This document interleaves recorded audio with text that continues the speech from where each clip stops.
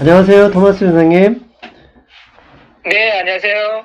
선생님, 수요일에 급등했던 주가가 목요일에는 바이든 대통령이 세금 인상, 법인세는 이미 알려진 사실이고, 소득세 최고 구간 인상, 그 다음에 자본 양도소득세죠. 100만 불 이상의 소득이 있는 사람들에 네, 대해서는 기존에 20%의 세율을 적용했던 자본 이득세를 43%까지 약 39.6%까지 올린다고 그랬죠. 그런데 이 뉴스로 목요일 날은 하락을 했어요. 충격을 받은 만하다 했는데 금요일에는 또 하루 만에 급등을 했습니다. 이거 무슨 이유 때문입니까?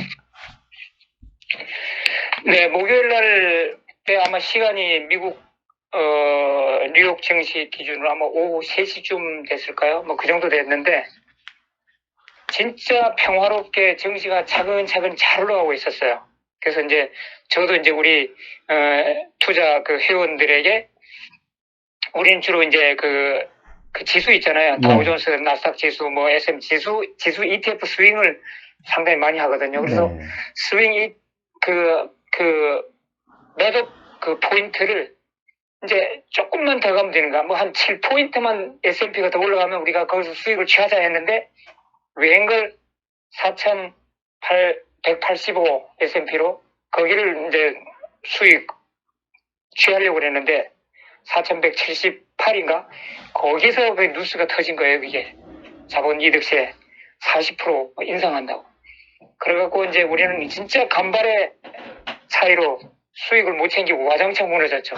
아이고. 그래서 목요일에 이제 그렇게 이제 세게 이제 내리박았는데, 그날 밤에도 사실 좀 불안했어요, 장이.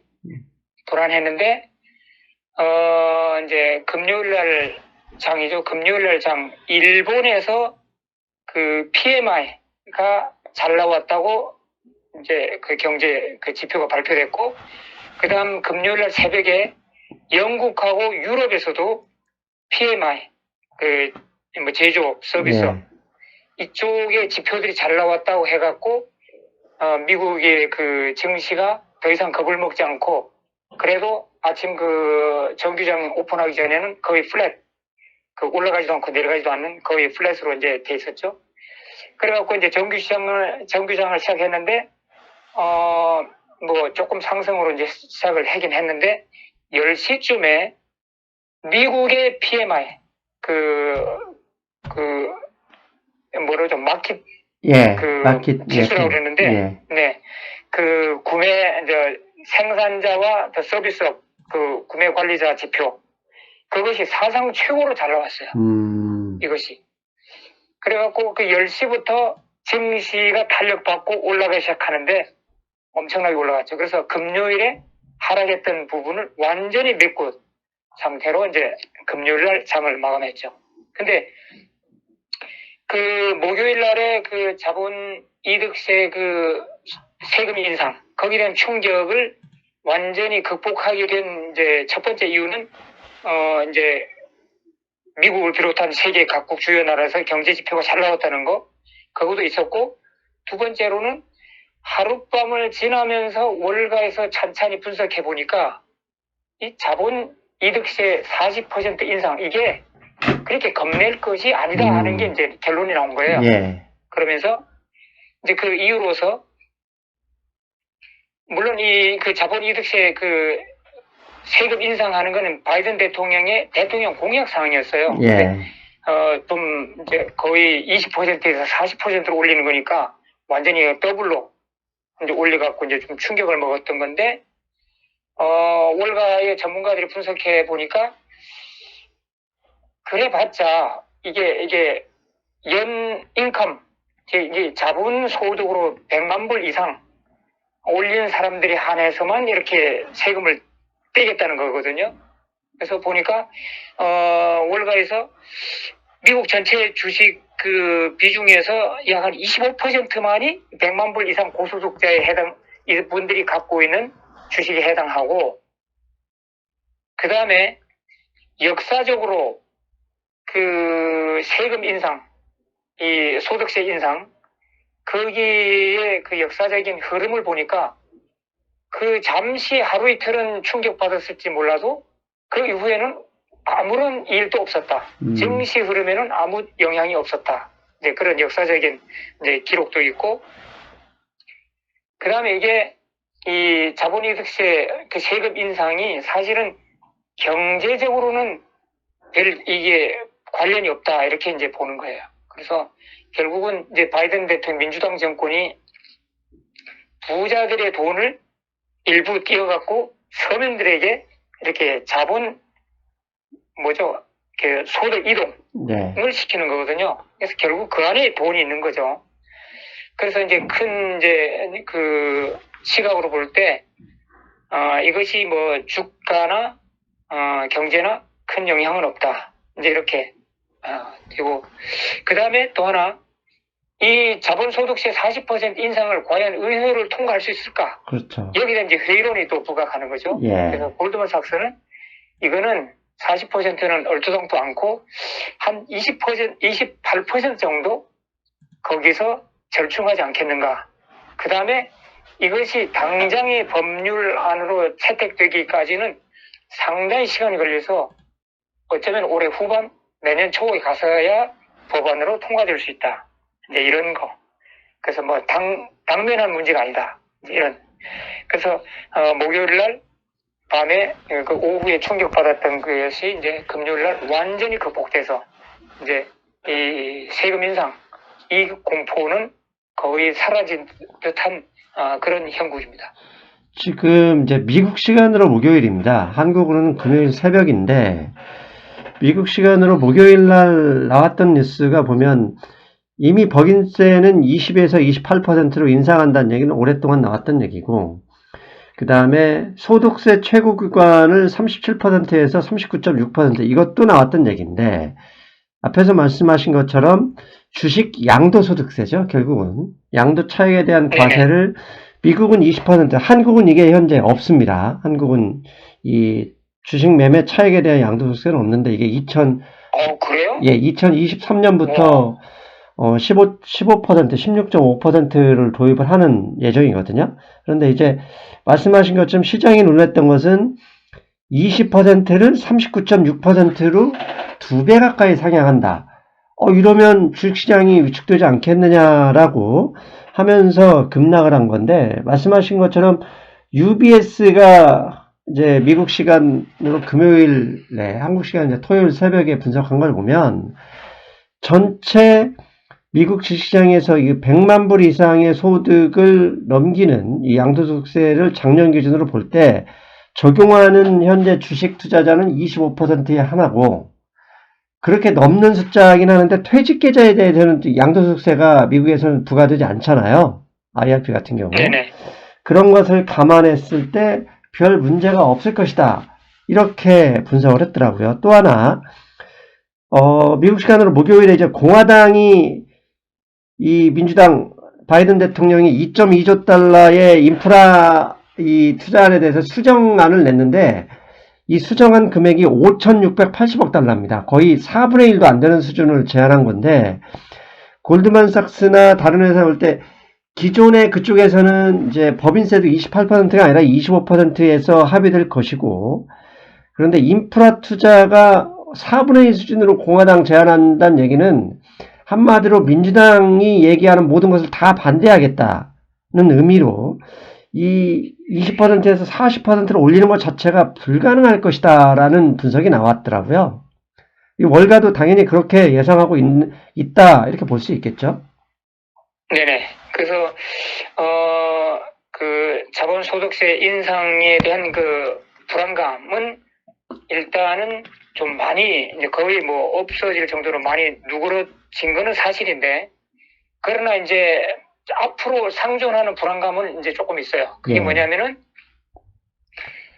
사실 그 자본소득세가 20% 있을 때는 그 더 큰 손들이고 좀 또 많은 이제 좀 큰 규모로 이제 자금 운영하는 그런 투자자들, 개인 투자자들은 1년 이상의 장기 투자를 해왔거든요. 네. 그래서 예를 들어 뭐 테슬라라든가 뭐 그 빵 주식들, 이런 대형 초고령 주식들은 수익 매매를 하는 것이 아니고 이분들이 그냥 계속 그냥 장투로 가져가는 건데, 만일 진짜 자본소득세가 이렇게만 인상된다고 그러면은 이제는 장투해야 할 그 이유가 없어진 거예요. 그렇죠? 그래서 장투 1년 넘게 갖고 있을 때 20%, 15%고 1년 미만에서는 20% 이렇게 이제 세금을 물려받기 때문에 그 세금을 절세하기 위해서 되도록이면은 1년을 넘어서 이제 매도하는 그런 이제 투자자들의 성향이 있었는데, 자본소득세 이렇게 올라간다 그러면은 굳이 1년을 넘길 필요 없는 거죠.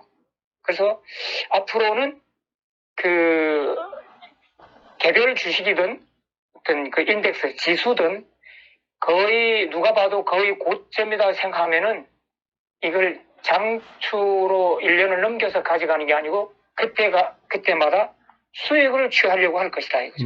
그래서 증시의 업앤다운 하는 거는 이제 이 자본소득세 인상안이 법안이 통과된다 그러면은 이 증시 업앤다운은 예전보다 훨씬 더 많이 증가하고, 즉 변동성이 증가할 것이다. 그래서 특히 이제 올해는 이제 첫 적용할 수 있는 해잖아요. 그래서 만일 올해 후반에 이 법안이 통과될 것 같은 김새가 있다 그러면은 지금 장투로 가져가고 있던 그 큰손들, 개인 투자자들은 지금 그 법안이 통과되기 전에 완전히 매도해 버릴 가능성이 있다. 그래서 월가에서는 그것을 한 180빌리언 달러 정도라고 이제 금액을 추산하더라고요. 그 정도가 매물로 쏟아질 수 있다.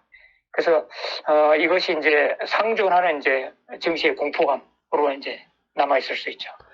제가 일단 미국의 이 세제 이 부분에 대해서는 내일, 그러니까 일요일에 좀 준비를 해서 주중에 특집 방송을 하나 할 생각이니까 그거 참조해 주시고, 그 전에 말씀드리면 과거 트럼프 대통령이 감세안을 했을 때도 보면 시장이 감세안을 할 것이다라고, 감세를 추진할 것이다 할 때는 주가에 반영되지 않았고, 실제로 감세안이 법으로 이렇게 적용이 됐을 때부터 주가가 상승하기 시작했거든요. 그런 것을 감안할 때 분명히 이 증세에 있어서도 이 증세하겠다는 게 반영되기보다는 법으로 확정이 될 때부터 일부 반영이 될 거란 그런 분석은 있습니다. 이에 대해서 좀 자세한 말씀을 드릴 거고요. 근데 이 자본이득세나 이 세금이 사실 목요일 증시에 충격을 줬던 이유는 이 아메리칸 홈플랜이라고 하죠. 미국 가족계획이라는 이름의 약 3조에서 4조 달러 규모의 부양책을 들고 나온 것도 분명히 이유가 있다고 봅니다. 왜냐하면 그 많은 돈을 메꾸려면 결국 증세가 반드시 이루어질 수밖에 없겠구나 라는 분석이 나왔는데, 자, 바이든 대통령이 이번에 들고 나온 3조에서 4조 달러 이 아메리칸 가족 플랜은 어떤 겁니까? 네, 결국은 바이든 대통령이 이 3조 내지 4조 달러로 추정되는 아메리칸 패밀리 플랜, 그래서 이제 조금 변종의 경제 부양책이거든요. 여기에 자금을 충당하기 위해서 이 자본소득세를 인상하는 이제 이렇게 지금 얘기가 나오고 있거든요. 그래서 이건 뭐냐면은 바이든 대통령이 그러니까 다음 수요일이죠. 돌아오는 수요일 날 의회 연설이 예정돼 있어요. 그래서 의회 연설에서 이 아메리칸 패밀리 플랜, 그 다음에 자본소득세 인상, 아마 이 아웃라인을 발표할 거예요. 그런데 아메리칸 패밀리 플랜은 뭐냐면은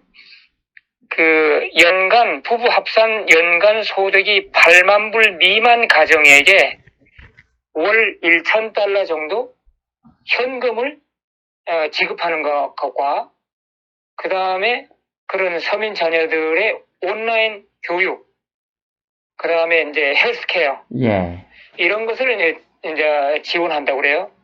그 다음에 아직 구체적인 안은 안 나오는데 대학생들의 그 학자금 빚을 탕감해주는 이것도 플랜에 들어갈 수 있다, 이렇게 얘기가 나오고 있거든요. 그래서 그런 이제 예산이 한 3조 내지 4조 달러가 된다고 그러는데, 좁게 보면 아메리칸 패밀리 플랜의 그 자금 충당하기 위해서 자본 소득세를 이제 인상하는 거지만은 이 아메리칸 패밀리 플랜이 결국은 이게 돈을 푸는 거거든요. 예. 그래서 이게 어나더 경제 부양책.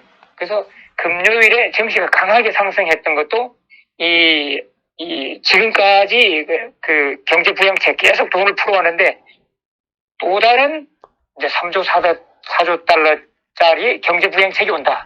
뭐 이런 기대감. 이것이 금요일 날 증시에 나타났다. 이렇게 보고 있습니다. 일단은 다음 주에 우리 28일입니다. 28일 그 바이든 대통령이 의회에서 어떤 말씀을 하시는지 좀 봐야 되겠고, 다음 주에는 중요한 게 27일에는 마이크로소프트가 실적 발표가 있고, 28일 그 바이든 대통령 의회 연사하는 날에는 애플의 실적이 그 발표 예정입니다. 이게 이 세 가지가 엿물리면, 이게 맞물려 버리면 증시의 방향성에도 영향을 주지 않을까요? 또 수요일 날 그 폼씨도 또 있죠. 아, 그렇습니까? 제가 알기로는 폼씨가 또 이번 수요일에 돌아오는 수요일에 또 있는 걸로 제가 알고 있는데. 네. 그래서 빅테크의 그 어닝들, 바이든 대통령의 의회 연설, 폼씨, 이게 뭐 테슬라의 그 어닝도 있고. 하여튼 다음 주에는 진짜 큰 뉴스들이 다 터져요.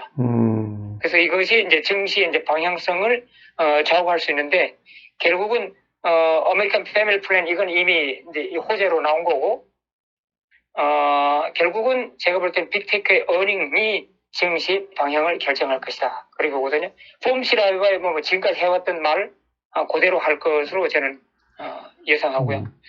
그래서 지금 빅테크들의 그 주가 흐름을 보면은 그 어닝 발표 전에 뭐랄까 그 태풍 속에 고요. 그 태풍의 그 눈 속의 그 잔잔함 그런 걸로 이제 비유될 수 있는데 무지 조용해요. 그래서 상당히 지금 눈치 보고 있는 그런 장세. 근데 일부 이제 월가 애널들은 애플이나 아마존 같은 경우 뭐 테슬라도 그렇고 어닝이 예상을 넘을 것이다. 이제 이렇게 나오고 있거든요. 근데 최근에 보면은 이미 사실 뭐 지금 증시 지수도 그렇고 그 우량 그 개별주도 그렇고 주식이 다 올라갔잖아요. 네. 다 올라가고 사실 지금 새로이 어느 주식에 새로이 진입하기는 진짜 겁나요. 너무 올라가고. 그런데 최근에 보면은 어닝이 예상치를 넘었다 하면은 주가가 하락하고요. 네. 진짜 깜짝 놀랄 정도로 대폭 상회하면은 그때는 주가가 올라갑니다. 그래서 이번에 빅테크들의 어닝도 예상을 진짜 훌쩍 넘은 그런 좋은 실적을 보여줘야만 주가가 상승할 수 있다. 저는 그렇게 생각하고 있습니다. 지난주 모건 스탠리가 분석한 걸 보니까 애플이나 마이크로소프트 실적이 예상보다 크게 높아질 가능성이 높다고 하면서 이렇게 풀무질을 하더라고요. 네, 그래서 자기들은 이제 뭐 그 주가 예상치를 뭐 5달러 정도 더 이제 하여하기로 이제 좀 상향 수정하기도 했는데 최근에 그 다른 그 개별주들의 어닝 그 패턴을 보면은 좀 그렇더라고요. 이제 깜짝 놀랄 정도의 실적이 나와야만 주가가 올라가는 그 정도. 그래서 제가 볼 때는 증시 현재 그 수준도 거의 고점에 이제 다다른 걸로 이제 보이고 그래서 빅테크들의 어닝 이것이 증시를 뭐 대폭 상승으로 이끌 만한 그런 것은 아닐 것이다. 아니면 현 수준에서 그냥 형보하는 장 그 정도가 아닐까 저는 그렇게 예상하고 있습니다. 예. 그리고 지난주에 또 하나 흐름이 수요일부터입니다. 수요일부터 러셀 2000이 나스닥이나 S&P 500 다우지수를 초과해서 상승하기 시작했거든요. 그런데 이 러셀 2000에 보면 결국은 이 금리 상승 때문에 러셀 2000에 있는 중소형 스몰캡, 특히 기술, 뭐 태양광 이런 주식들, 배터리 이런 주식들이 지난 한 달 동안 거의 20%에서 최대 40% 하락을 했었는데 이게 러셀 2000 지수가 수요일부터 좀 올라가면서 차트상 그 거의 바닥을 형성하면서 다시 상승할 수 있는 기운을 보여주고 있는 것처럼 보여지거든요. 선생님 혹시 그 점 네네. 보셨는지요? 네, 그래서 금요일 날 이 미국의 그 증시 급등장 거기에서 보면은 그 억눌려 있던 재생에너지 주들 중에 금요일 하루에만 뭐 20%, 30% 폭등한 주식들이 속출하게 나왔어요. 예. 그래서 그것만 봐도 이제 워낙 이제 눌려 있다가 이제 스프링처럼 이제 튀어오르는 건데 아까도 말씀드렸지만 결국 이 월가 헤지 펀드 참 또 뭐 이게 펀드 매니저들이 볼 때 이 대형 주들을 새로이 돈 집어넣기는 진짜 겁나잖아요. 네. 근데 거기에 비해서 재생에너지, 뭐 소형 기술주에게는 이제 국제금리에 대해서 엄청 크게 이제 하락 조정을 맞았었는데 거기는 이제 매력적으로 보기 시작하는 거죠.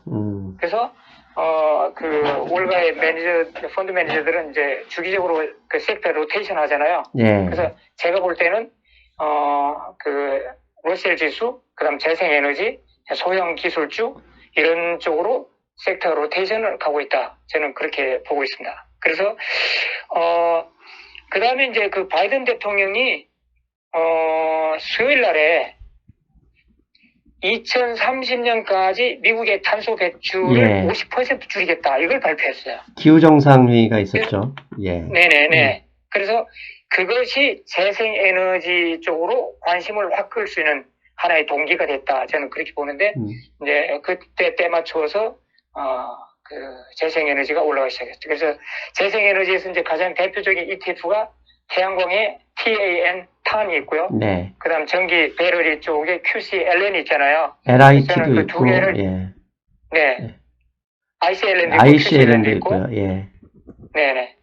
그래서 저는 이제 탄하고 QCLN 그 ETF를 계속 추적해 왔는데, 벌써 지난주 초에 벌써 바닥을 찍고 이제 반등하려고 하는 기미가 있었는데, 이제 수요일 날, 바이든 대통령의 탄소 배출 50% 줄이겠다. 이것이 상당히 기폭제가 돼갖고 상승폭을 높여왔어요. 그래서, 금요일 현재 보면은, 단기적인 상승 추세선을 만들고 있어요. 그래서 이것이 어디까지 올라갈지는 제가 감히 속단할 수 없지만은, 전 최고점까지 간다고는 제가 말할 수 없어요. 네. 그렇게는 안 될 것 같고, 일단은, 그래도 지금까지 눌려왔던, 거기서 한 반 정도까지는 뒤돌림이 있지 않겠는가. 그래서 충분히 이것도 이제 리커버, 이제 회복이 됐다 그러면은, 이제 월가의 펀드 매니저들은 또 다른 섹터로 또 눈을 돌리겠죠. 그리고 지난주에 나왔던 게 이제 에브리싱 피크라고요. 제가 멤버십 게시판에 주중에 계속 이 말씀을 드렸었는데, 백신 접종자 숫자도 피크고, 백신 접종에 의해서 미국 경제가 좋아지는 지표도 2분기 피크, 그 다음에 이것을 주가에 반영한 주가의 밸류에이션도 피크다. 이러면서 이미 피크를 찍었기 때문에 추가적인 상승은 좀 어렵지 않겠느냐. 라는 분석과 함께 러셀 2000이 움직이기 시작했거든요. 결국은 이것도 앞에서 말씀하신 것처럼 너무 많이 올라서 부담스럽고 그동안 많이 빠진 게 좀 상대적으로 싸 보이니까 시장이 돈이 그쪽으로 그렇게 가는 것이다. 이렇게 봐도 되겠어요. 그렇죠. 그 유동성은 넘쳐나고 펀드 매니저들은 뭔가는 해야 되고 그래서 진짜 그 대형주들은 겁나서 더 이상 못 들어가겠고 이제 거기서 일부 자금을 빼서 소형주 또 재생에너지. 그러나 이제 그 목요일날 금요일날 쭉 그 재생에너지 소형 기술주들의 상승을 보면서 이제 제가 눈여겨본 것은 역시나 펀더먼털이 제대로 강하고 수익이 나는 기업들, 그런 소형 기업들, 재생에너지 이런 쪽으로 돈이 몰리지 허황된 주식들 있잖아요. 그런데 결국은 잘 안 올라가더라고요. 네. 그러니까 골드만삭스 같은 경우도 미국의 순수 전기차 회사들의 목표가를 지난주에 일제히 다 하향시켜 버렸습니다. 이제 그런 주식이 아니라 가령 그 앞에 말씀하신 것처럼 2차 전지 실제로 생산하고 있는 ETF들 이런 것들이 제대로 반응을 보였고, 그 다음에 이제 플러그 같은 경우도 지난번 이제 SK가 인수하면서 최대 주주가 지분이 됐지만 이제 회계적인 문제가 있어서 계속 하락했었잖아요. 그런데 이게 회계적인 문제가 해결이 되자마자 지난주 수요일 화요일에 이 밑에서 꾸물꾸물 하더니 금요일도 거의 6% 가까이 올랐거든요. 근데 이제 플러그 네네. 같은 주식은 사실 실체가 있는 회사지 않습니까? 실질적으로 그렇죠. 수소전지에서도 네. 글로벌 탑으로 인정을 실제로 받고 있기 때문에 이런 주식들은 회계 문제가 어느 정도 해결된다면 반등의 가능성도 충분히 있겠죠. 네, 그래서 그 월가에서는 그 플러그의 그 회계는 그냥 일시적인 그냥 착오, 에러였다. 이게 의도적으로 회계를 부풀리고 뭐 이런 게 아니고 그 기록 과정에서 단순한 에러였다. 이제 이렇게 지금 말이 나오고 있거든요. 네. 근데 그 플러그 그 자체는 상당히 그 전망이 좋아요. 그래서 네. 올해도 그렇고 내년도 그렇고 그 후년도 그렇고 지금 그 매출 프로젝션은 상당히 지금 성장을 계속하고 있는 그런 회사로 지금 나오고 있거든요. 네. 그래서 사실 그 회계 뭐 부정이라고는 할 수는 없지만 하여튼 회계 실수로 해갖고 그것 때문에 주가가 지금 상당히 지금 거의 지금 최고점이 75달러 정도 예. 가 있었던 건데 뭐 거의 3분의 1 토막 났잖아요. 그래서 네. 상당히 장기적으로 볼 때 좀 매력적인 주식이다. 저는 그렇게 보고 있습니다. 저도 갖고 있습니다. 아, 그러셨구나. 네. 그런데 이제 지난번에 공매도 리포트가 나온 이제 퀀텀스케이프나 니콜라 네. 이런 주식은 사실 조심해야죠. 아무리 많이 빠졌다고 하더라도. 네네. 예, 그렇습니다. 알겠습니다. 그리고 또 하나 이제 제가 예상하기는 비트코인이 5만 달러 밑으로 떨어지면 비트코인의 코인베이스 주식을 많이 담은 아크K나 아크 인베스트먼트의 ETF들이 충격을 받을 것이고 테슬라도 비슷할 것이다 라고 예상을 했지만 예상과 다르게 일단은 미국 시간으로 이제 금요일이죠. 금요일에 5만 달러 밑으로 떨어졌지만 주가는 별 반응이 없었습니다. 가상화폐 이게 버블 논란이 많이 나오고 있는데 이 코인베이스죠. 그러니까 이 코인은 향후 어떤 흐름을 보이게 될까요? 투자자들이 많은 관심이 있을 것 같아서 좀 궁금합니다. 사실은 그 금요일날 미국장이 워낙 급등장이었기 때문에 코인베이스 주식이 하락을 안 한 거지. 만일 금요일장이 그 급등장이 아니었고 그냥 플랫장이었다고 그러면은 코인베이스는 많이 떨어졌을 걸로 저는 보고 있어요. 그래서 그 분위기상 지금 좀 잠시 딸려 올라갔던 거죠. 근데 그 한국, 중국, 미국 이 정부 차원에서 이 가상화폐 규제 움직임이 벌어지잖아요. 예. 거기다가 이제 그 미국에서 그 자본소득세 인상 이것이 이제 발표가 되면 나오면서 일반 주식에도 이렇게 규제를 이제 이렇게 가하는데 가상화폐는 더 큰 규제가 나오지 않겠는가 이제 그런 불안감이 한몫을 더하는 것 같아요. 그래서 근데 그 코인베이스는 지난번도 설명드렸지만은 이 수익 구조가 외통수 구조예요. 네. 매매 수수료 딱 하나에 매달려 있는 거거든요. 그래서 코인베이스의 전체 그 매출의 95%가 그 고객들의 가상화폐 매매 수수료 거기에 의존하고 있기 때문에 이런 외통수 수익 구조 대단히 지금 위험하거든요. 그래서 진짜 뭐 아님 도 같은 그런 구조인데 미국에서 이게 독점하고 있다는 그런 유리한 점도 있지만은 만일 가상화폐 그 가격이 계속 내려가서 그 고객들의 매매 빈도가 줄어들었을 때는 결국 코인베이스 이 매출도 줄어든다는 얘기거든요. 네. 그래서 제가 볼 때는 이 코인베이스 재미로 소량 조금은 담을 수 있어도 여기에 크게 담았다가는 낭패 볼 수도 있다. 저는 그렇게 말씀드리고 월가에서는 이 주식이 500달러 향후 1000달러까지도 갈 수 있다. 이렇게 예상이 나오고 있는데 거기에는 좀 현혹되지 않았으면 하는 그런 마음입니다. 예, 알겠습니다. 이게 사실 투자자, 그게 주식이든 코인이든 부동산이든 투자자가 반드시 기억해야 되는 거, 정부에 맞서지 말아죠. 예. 네네. 정부에 맞서면 쌍코피 터지는 것으로 끝나지 않죠. 패가 망신할 수도 있다는 점. 가장 좋은 방법은 정부 정책에 보조를 맞춰서 그쪽 방향으로 투자를 하는 게 좋습니다. 가령 기후정상회의다 그러면 사실 미국에서 탄소 배출 그 감량 계획을 더블로 올리고 중국까지 그래 우리도 할게라고 들어온다는 얘기는 그쪽 방향에 돈이 갈 수밖에 없는 구조잖아요. 네네. 반대로 코인은 하지 마라. 이거 버블이다라고 뭐 모든 정부가 나서서 하는 판이라면 웬만하면 피하는 게 좋죠. 네네. 네. 그리고 지난주에 또 이렇게 유심히 봐야 될 게 금요일날 PMI 지수가 좋게 나왔지만 이게 채권금리가 별 반응이 없습니다. 즉 일주일 내내 채권금리 뭐 심지어 바이든 대통령이 2억 명 원래 취임 100일 동안 1억 명 접종시키겠다 이랬는데 2억 명 달성했다고 보도를 하는 상황에서도 채권금리는 아몰랑 이러면서 빠졌어요. 금요일에도 네네. 반등할 줄 알았는데 반등 없이 다시 약세를 보였는데 이 채권금리, 국채금리가 계속 하락으로 내려갈 가능성은 없고 결국은 반등할 텐데 이 시점이 어느 정도 얼마나 더 가야 반등 시점을 예상할 수 있을까요?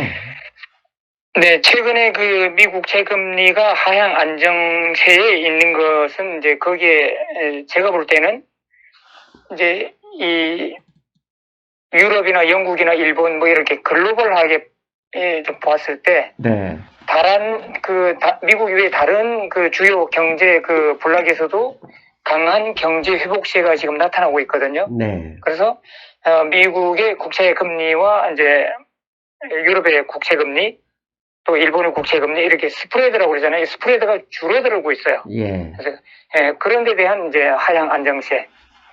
근데 저는 이제 우리 이제 국채 가격과 국채 금리는 반대잖아요. 예, 그래서 국채 가격에 이제 그 ETF가 TLT 예, 이거거든요. 네. 그래서 이 TLT를 계속 매일 이제 추적하고 있는데 TLT가 지금 60일선에 거의 와 있어요. 네, 그래서 우리가 이제 보통 60일선 하면 이제 강력한 그 분기점이라고 그러거든요. 네, 그래서 지금 누가 봐도 그렇고 미국의 장기 금리는 국채 금리는 앞으로 상승할 것이다 이렇게 예. 이제 보고 있잖아요. 예. 뭐 어떤 좀 과도하게 좀 예상하는 월가의 애널들은 올해 연말에 3%까지도 가능하다 뭐 이렇게 보고 보통 뭐 2% 내지 2.5% 이 정도를 보고 있는데 그래서 지금 지난 거의 한 2달 동안 이제 국채 금리가 이제 피크에서 하향 안정세로 쭉 가고 있었다가 그 TLT 60일선에 거의 터치하고 있는데 제가 볼 때는 여기에서 국채 가격이 더 이상 못 올라가고 금리가 이제 올라가는 국채 가격은 내려오고 금리가 올라가는 그런 분기점이 되지 않을까. 물론 뭐 지금 뭐 미국이나 글로벌 경제 회복세 이런 걸 비교해 볼 때 미국 국채 금리가 단기 급등한다 뭐 이렇게는 제가 단정할 수 없지만은 예. 그래도 국채 금리 하향 이것은 충분한 조정을 거쳤다. 거의 그 끝나갈 즈음에 왔다. 저는 그렇게 보고 있습니다. 그렇다면 국채금리가 여기서 다시 반등을 하면 뭐 과거처럼 급등을 하지 않더라도 슬금슬금 스멀스멀 상승 쪽으로 간다 그러면 다시 이 기술주들의 영향을 줄 수밖에 없지 않나요? 근데 지난번에도 봤지만은 그 국채 금리가 그 피크를 찍고 그 아래서 이제 하향 안정세로 갈 때 가끔 이제 스파이크하는 날이 있었거든요. 예. 그런 날에도 나스닥의 대형 우량주들은 끄떡없었어요. 그래서 나스닥의 그 대형주들은 이제 충분한 이제 그 맷집이 생겼다 이제 그렇게 보고 일단 국채 금리가 이제 하향 그 조정 하락을 끝내고 이제 반등한다고 그러면은 일단 수혜를 볼 수 있는 섹터는 뱅크주들일 수 있어요. 네. 그래서 지금 뱅크들은 이제 배당금도 늘리고 자사주 매입도 앞으로 이제 예상되고 있거든요. 이제 네. 이런 거 맞물려서 이제 올해 후반에 뱅크 섹터들이 이제 수혜를 볼 수 있고, 근데 뭐 피해주라고 할 수 있으면은 이제 소형 기술주, 재생에너지 좀 기반이 약한 그런 이제 주식들이 국채금리 상승에 피해를 볼 수 있는데, 제가 볼 때는 국채금리가 완만하게 상승으로 간다 그러면은 소형 기술주, 재생에너지들도 상당 기간 뭐 하락 이런 거 없이 꿋꿋하게 버틸 수 있다. 저는 그렇게 보고 있습니다. 그렇다면 결국은 다음 주는 앞에서 말씀하신 대로 빅테크의 어닝이 예상치를 훌쩍 넘는 수준이냐, 조금 넘는 수준이냐, 이 두 가지가 핵심이 될 것 같은데요. 네, 그렇습니다. 그래서 그 S&P 증시 그 레벨로 볼 때도 지금 작년 3월 이래 쭉 계속 올라와 갖고 거의 고점에 지금 도달하고 있고, 그래서 저는 그 탐리 씨가 며칠 전에 또 CNBC 나와갖고 자기는 6월 말 전에 S&P를 4,400까지 갈 것으로 자기는 보고 있다. 이렇게 이제 예상을 했거든요. 네. 근데 그거 탐리 씨가 말한 거는 그 바이든 대통령의 자본소득세 인상, 그 바로 직전에 방송했던 거예요. 1시간 전에. 네. 그래서 아마 탐리 씨의 그 뷰도 그 이후에 조금 변하지 않았을까. 그래서 저는 그럼 4,400은 좀 힘들고 4,300 정도를 올해 최고점으로 본다고 그러면은 지금 뭐 4,200이 거의 왔잖아요. 네. 그렇다 그러면은 올해 최고점이 불과 뭐 진짜 얼마 안 남은 거죠. 조금만 남은 거죠. 그래서 진짜 지금부터는 진짜 조심해야 될 그런 상황이 아닌가. 저는 그렇게 생각하고 있습니다. 예, 알겠습니다. 이게 참 결국은 너무 많이 올라서 그렇습니다. 너무 많이 올랐기 때문에 사실 부담스러워지니까 진짜 지난주에 화요일인가 급락했을 때는 일본의 코로나 이 되지도 않은 뉴스로 막 급락해 버렸잖아요. 그러니까 네네. 그만큼 조그만 뭐 바늘 같은 그 약간 조그만 충격에도 주가가 급격하게 반응하는 건데 핵심은 너무 많이 올랐기 때문이다. 이게 맞는 거 그렇죠. 아닙니까? 네, 항상 그 증시는 큰 하락, 큰 상승 바로 지난 다음에 갖다 이유를 갖다 붙이거든요. 네. 사실은 이제 큰 틀에서는 그 현재 그 자본의 그 이동, 유동성 뭐 이런 게 이제 좌우하는 거죠. 그다음에 이제 정책 같은 거. 그래서 이런 것이 좌우하고 이제 결국 증시에서 가장 악재는 증시가 고평가됐다는 거. 그렇죠. 그게 이제 가장 큰 악재거든요. 그래서 아까도 말씀드린 대로 자본소득세 인상 이것에 대해서 그 장기 투자를 외면하는 그런 어떤 뭐랄까 세력은 아니지만은 네. 그런 분위기가 퍼진다고 그러면은 아마 가끔 중간중간에 이 큰 그 매도 세력이 나타날 수 있는 이제 장이 펼쳐질 것이다. 저는 그렇게 보거든요. 그래서 이제 증시가 이제 수준이 올라가면 올라갈수록 단기적으로 깜짝 놀랄 정도의 공포선언장은 잠시 하루 이틀 출렁 벌어질 수 있다. 그래서 항상 이제 제가 보기에는 이제 이런 장에서는 캐시 그 현금 여유분을 갖고 하락장에서 매수하고 그 상승장에서 4,200, 4,300 네. 그런 레벨에서 매도하고 그냥 미련 없이 팔아치우는. 네. 그래서 좀 야구 용어로 얘기하면 우리가 이제 빠따를 좀 짧게 잡는다 그러잖아요. 네, 네. 번트 치려면은 이제 그런 식으로 짧게 먹고 나오는 것이 안전하다. 저는 그렇게 보고 있습니다. 사실 인간이 진화적으로 높은 데 올라가서 떨어지면 생존, 죽음이었어요. 그래서 진화적으로 인간은 높은 데 올라가면 겁을 먹습니다. 그래서 고소공포증이 그런 데로 나오는 것이고, 높은 산, 뭐 나무 이렇게 올라가면 겁나는 것처럼 주식도 똑같습니다. 주식도 높은 데 올라가면 떨어지면 죽을 수 있다는 인간 진화적인 본성이 스며들기 때문에 결국 높은 데 올라갔을 때는 빨리 내려와야죠. 더 올라가려고 하지 말고. 그러니까 그렇게 대응하는 게 맞다고 생각합니다. 네, 그래서 지금 증시를 둘러싸고 있는 또 미국 경제를 둘러싸고 있는 이 환경 자체는 지금 뭐 골딜락스라고 그러거든요. 예. 더없이 좋은 그 상황이거든요. 그래서 지금 뭐 바이든 정권이 추진하는 인프라, 그 다음에 또 그 경제 리오프닝, 경제 정상화 이런 것은 사실 증시에 거의 다 반영돼 있어요. 지금 반영돼 있어갖고 이제는 개별 주식, 그 회사의 그 펀더멘탈, 매출 전망, 이런 데 대해서 개별 주식의 업앤다운, 이제 이런 게 이제 심하게 나타날 수 있고요. 증시 레벨도 뭐 4,300, 4,400 가고 그 다음에 폭락한다. 이런 말은 절대로 아닙니다. 그렇죠. 절대로 아니고, 하여튼, 이런 지금 좋은 상황 속에서 큰 폭의 업앤다운은 발생할 수 있다. 저는 그렇게 보고 있습니다. 예, 알겠습니다. 사실 이게 가끔씩 지난주에도 제가 키움증권 TV에 나가서 조정 이야기를 했더니 이제 당신은 지난 2년 내내 뭐 지수 3천도 가장 먼저 얘기했고 나스닥 버블 이야기도 했는데 왜 갑자기 하락한다는 얘기냐 그랬을 때 설명을 드렸어요. 하락이 폭락이나 급락을 의미하는 게 아니다. 많이 올랐으니까 쉬었다 가자는 의미다. 폭등과 폭락만 있는 게 아니다는 얘기를 계속 강조했었거든요. 네네, 맞습니다. 자, 선생님, 이번 주도 일단 오늘 정리하시고, 다음 주 매매에 대해서 조언하실 말씀 있으면 그 말씀을 마지막으로 오늘 방송 종료하겠습니다.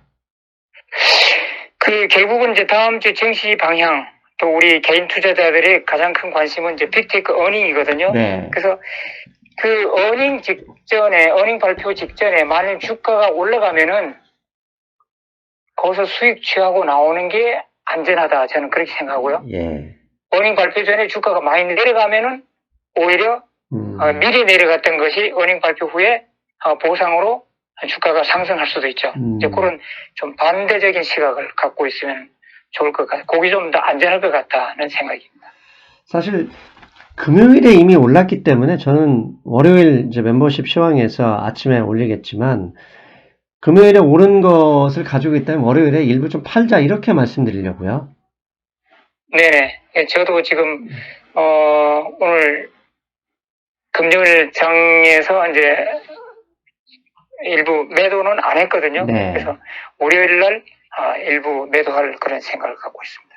예, 알겠습니다. 선생님, 오늘도 수고 많으셨고요. 저희는 다음 주에 뵙겠습니다. 고생하셨습니다. 네, 수고하셨습니다. 안녕히 계세요.